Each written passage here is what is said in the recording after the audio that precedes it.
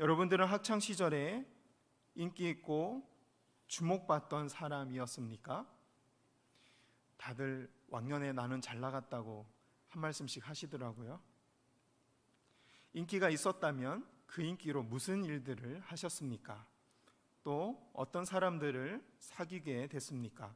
오늘 본문에서는 예수님이 엄청난 인기를 누리고 계신 것을 우리가 확인할 수 있습니다. 7절 8절 말씀 다시 한번 읽어보겠습니다. 시작. 예수께서 제자들과 함께 바다로 물러가시니 무리가 따르며 유대와 예루살렘과 이두메와 요단강 건너편과 또 두로와 시돈 근처에서 많은 무리가 그가 하신 큰 일을 듣고 나아오는지라. 아멘. 이 말씀에서 우리는 예수님의 사역이 갈릴리를 중심으로 이루어졌음에도 불구하고 다양한 지역에서 많은 사람들이 예수님의 소문을 듣고 찾아왔다는 것을 확인할 수 있습니다. 지도를 한번 보도록 하겠습니다. 이게 가운데 있는 부분이 지중해 바다고요. 여러분들이 보시는 오른쪽 하단 부분에 보면 예루살렘 가이사라라는 곳이 조그만 글씨로 보일 겁니다. 그곳이 이스라엘입니다. 이것은 그 부분을 확대한 지도입니다. 8절 말씀에 보면 여기 지도에 나와 있는 여러분들이 보시는 좌측 중간쯤 하단쯤 되는데 예루살렘이라는 글씨가 보일 겁니다. 유대와 예루살렘, 이스라엘의 중심 부분인 거죠.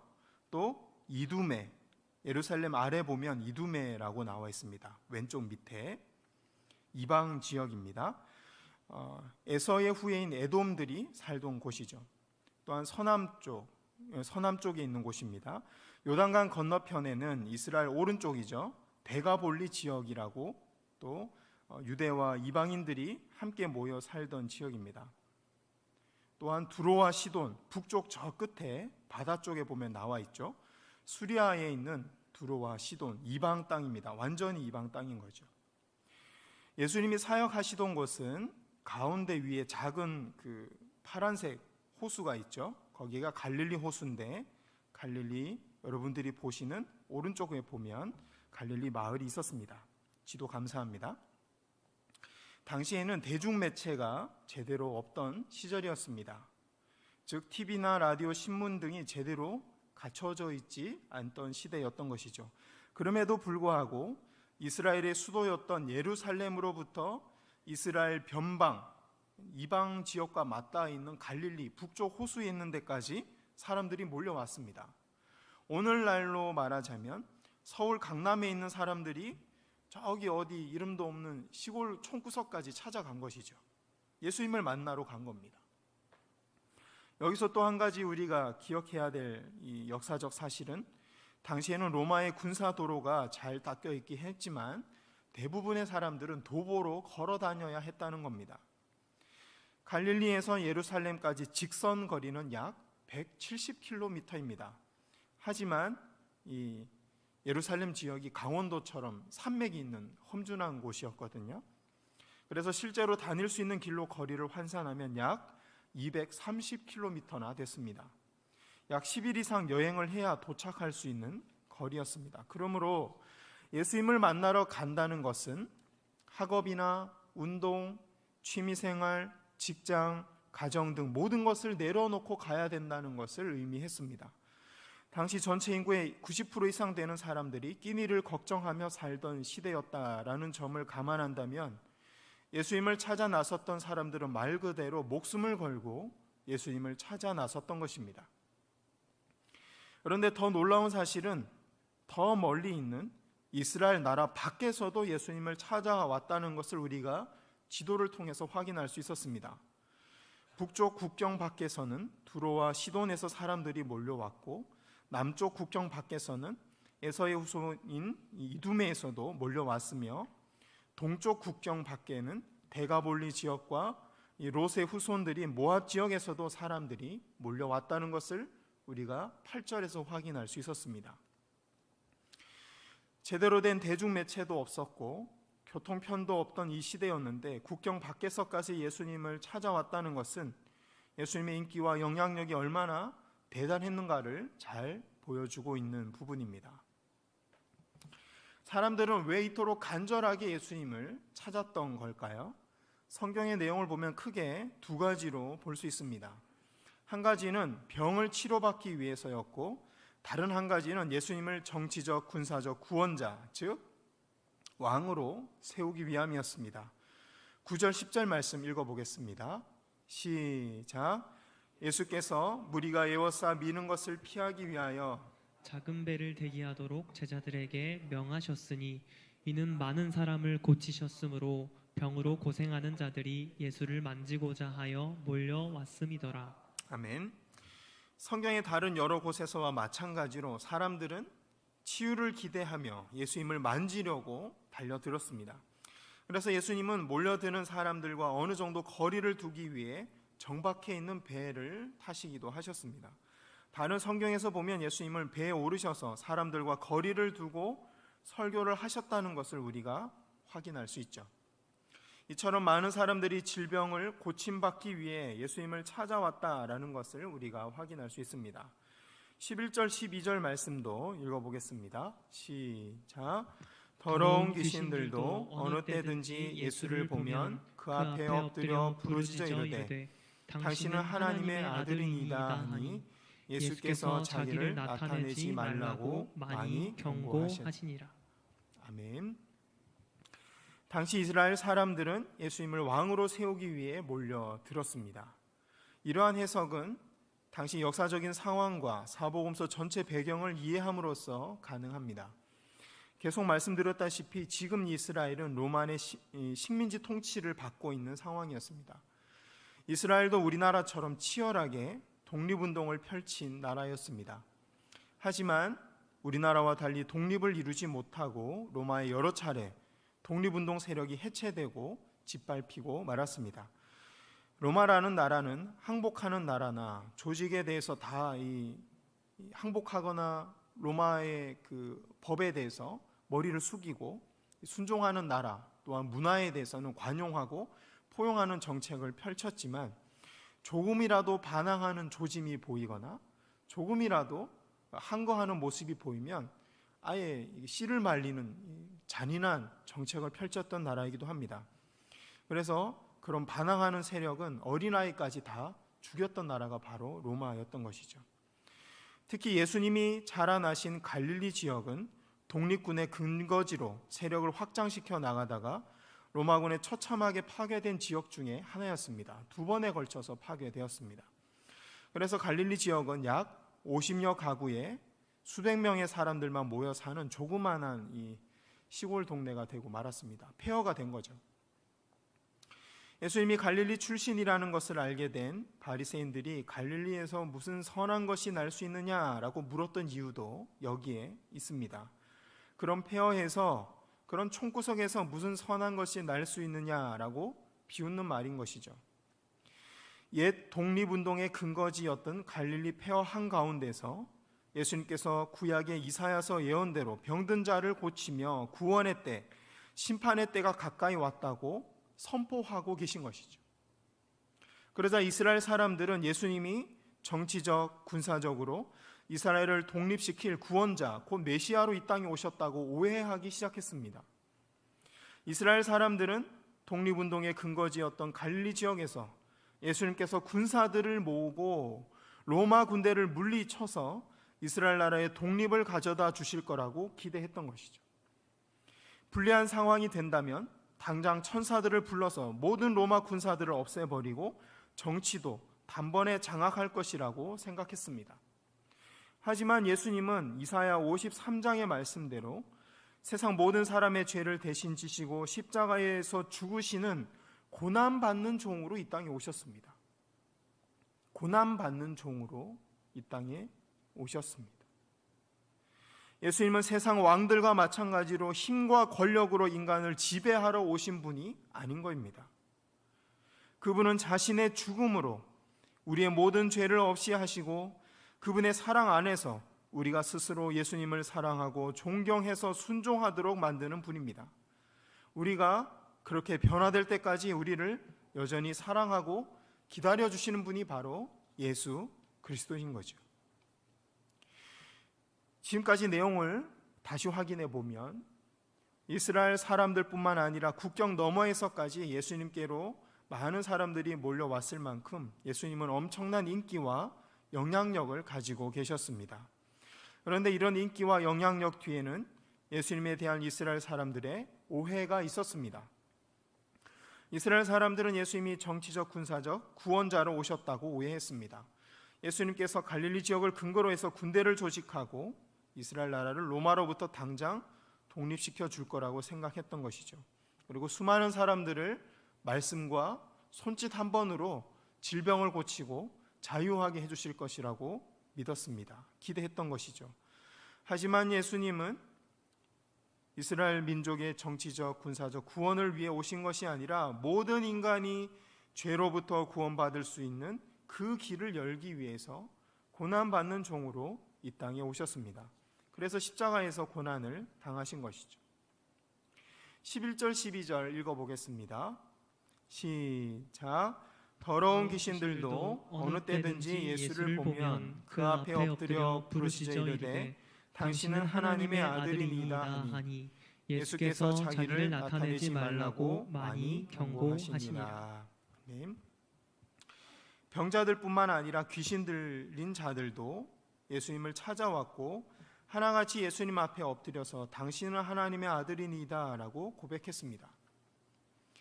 영적인 존재였던 귀신들은 아직 제자들도 깨닫지 못한 예수님의 신분을 아는 그런 영적인 지식을 소유하고 있었던 것이죠. 하지만 예수님은 자신의 신분을 드러내지 말라고 엄하게 꾸짖으셨습니다. 그 이유는 크게 두 가지로, 첫째, 귀신들의 예수님에 대한 지식은 옳았지만 예수님을 따르려는 마음은 없었기 때문입니다. 진정한 믿음에서 나온 고백이 아니었기 때문에 귀신들이 말하는 것을 막으신 것이죠. 둘째로는 사람들이 예수님을 단지 자신들의 필요를 채워줄 신으로 만들려고 하고 있었기 때문입니다. 앞서 살펴봤던 것처럼 이스라엘 사람들은 자신들의 필요에 의해서 예수님을 정치적, 군사적 구원자로 만들려고 하고 있었죠. 무리들이 예수님을 이렇게 오해하고 있는 상황에서 마귀를 통해 예수님이 하나님의 아들이라는 사실이 알려지면 메시아에 대한 오해는 더욱 커질 수밖에 없는 상황이었습니다. 마귀는 이것을 노리고 많은 사람들 앞에서 예수님은 하나님의 아들이라고 떠든 것이기도 합니다. 우리가 필요한 것을 하나님께 아뢰고 구하는 것은 믿는 자들의 특권이고 당연한 일입니다. 하지만 우리가 구하고 있는 것을 하나님보다 더 귀하게 여기는 순간부터는 우상 숭배가 되고 맙니다. 다시 말씀드립니다.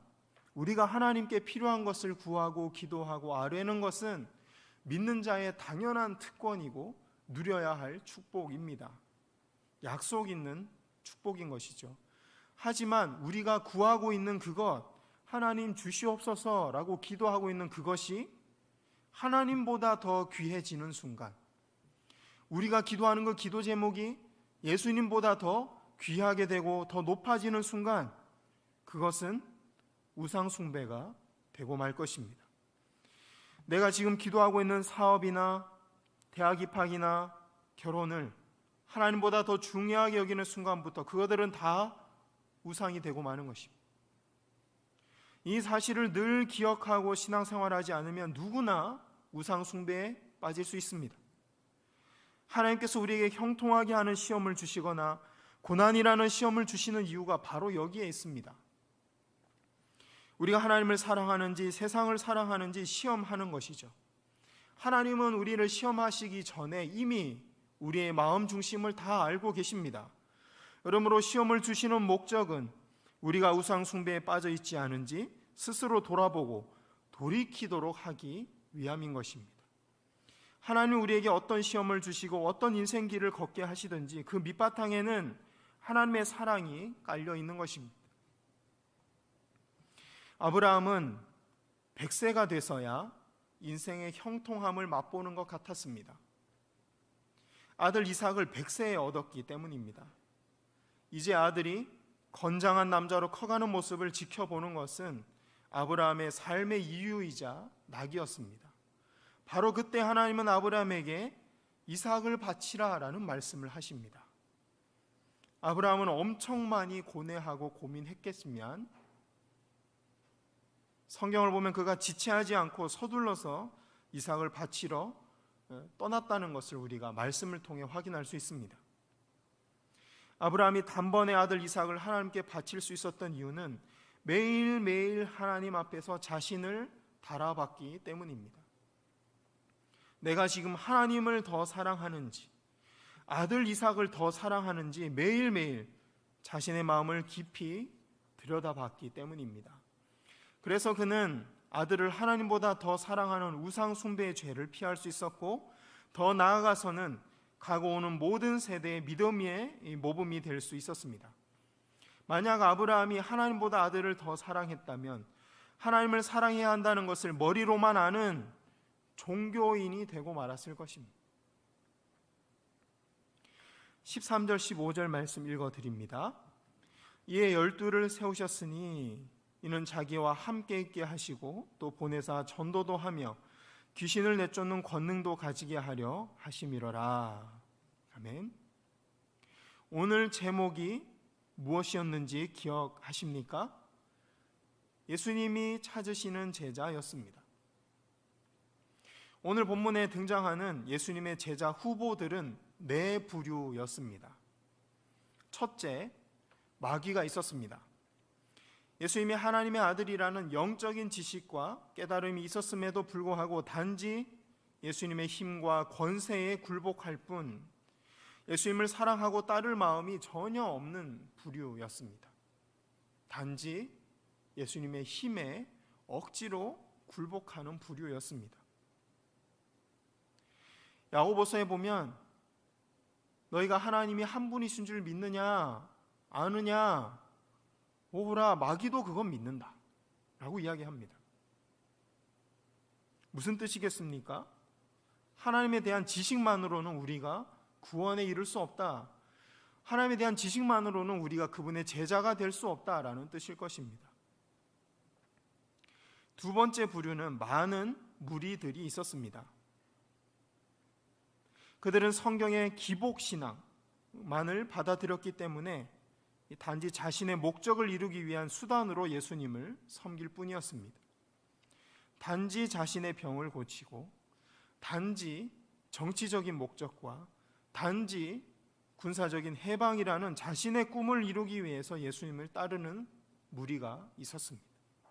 그들은 예수님의 제자가 될 수 없었습니다. 하나님을 위해 신앙생활하는 자가 아니라 자기 자신을 위해서 신앙생활하는 자들이었기 때문입니다. 세 번째, 오늘 본문 전후에 보면 바리새인과 서기관들이 있었습니다. 이들은 성경에 대한 해박한 지식을 가지고 예수님이 바로 하나님이 보내신 메시아라는 사실을 누구보다 잘 알고 있는 사람들이었습니다. 하지만 그들은 오히려 예수님을 경계하고 핍박하고 십자가에 못 박기까지 한 사람들이었습니다. 그래야만 자신의 종교적, 정치적 기득권을 유지하고 자신의 명예를 높이기 수월했기 때문입니다. 그래서 그들은 예수님의 제자가 될 수 없었습니다. 마지막으로 방금 읽었던 13절, 15절 말씀에 나오는 12 제자도 그 자리에 있었습니다. 12 제자에게는 마귀와 같은 영적 지식이 없었습니다. 바리새인과 서기관들만큼 성경에 대한 해박한 지식도 없었습니다. 그리고 예수님을 따르던 무리들처럼 기복신앙, 자기 자신의 유익을 위해서 예수님을 따르는 마음도 여전히 그들이 가지고 있었습니다. 하지만 다른 부류의 사람들과 달리 12 제자들 안에는 예수님을 향한 진실한 사랑이 있었습니다. 실수투성이였지만 말씀대로 순종하고 살려고 하는 발버둥 치는 살아있는 신앙생활이 그들의 삶 가운데 있었습니다. 예수님은 예수님을 사랑하는 그 중심, 순종하고자 발버둥 치는 실수투성이의 그 신앙생활, 그것을 하나님은 존귀하게 받으신 겁니다. 그래서 예수님은 자신을 따르는 수많은 사람들 가운데 특별히 12를 구별하셨다, 제자로 삼으셨다라고 말씀하고 계십니다. 그 기준은 예수님을 향한 진정성과 알고 있는 지식대로 행하고자 하는 행동에 있었던 것입니다. 여기서 10이라는 숫자는 이스라엘 12지파를 염두에 둔 것으로 새로운 이스라엘을 설립하려는 예수님의 목표를 상징적으로 보여주고 있습니다. 또 12제자들이 장차 하나님의 진정한 백성인 새 이스라엘, 즉 교회를 대표하는 역할을 맡아서 이 선교적 사명을 감당할 것을 내다보시고 12사도, 12사도라는 이름도 붙여주셨습니다. 오늘날에도 예수님은 제자를 찾고 계십니다. 오늘날 우리를 사도로 부르시고 예수님의 제자로 부르고 계신 것입니다. 큰 능력이나 고상한 지식이나 위대한 업적을 가진 사람이 아니라 그저 예수님을 사랑하고 순종하는 마음을 가진 진실한 사람, 그 한 명을 찾고 계신 것입니다. 코로나 때문에 한국 교회가 무너져가고 있고 이 땅의 백성들이 신음하고 있는 이때 예레미야서 말씀을 통해서 보면 하나님을 경외하는 한 영혼을 통해 내가 그 도시를 구원하고 한 나라를 구원하겠다는 하나님의 그 약속의 말씀을 이룰 수 있는 제자 한 사람을 하나님이 찾고 계신 것입니다. 여러분들은 예수님이 찾으시는 그 진실한 제자가 맞습니까? 혹시 마귀나 바리새인들처럼 하나님에 대한 지식만 있고 하나님을 향한 사랑과 순종을 잃어버리지는 않았습니까? 혹시 무리들처럼 예수님을 나의 목적을 이루기 위한 수단으로만 이용하려 하고 있지는 않습니까? 우리 모두 예수님을 사랑하고 순종함으로 예수님이 가까이 부르시는 사랑받는 제자가 되기를 소망합니다.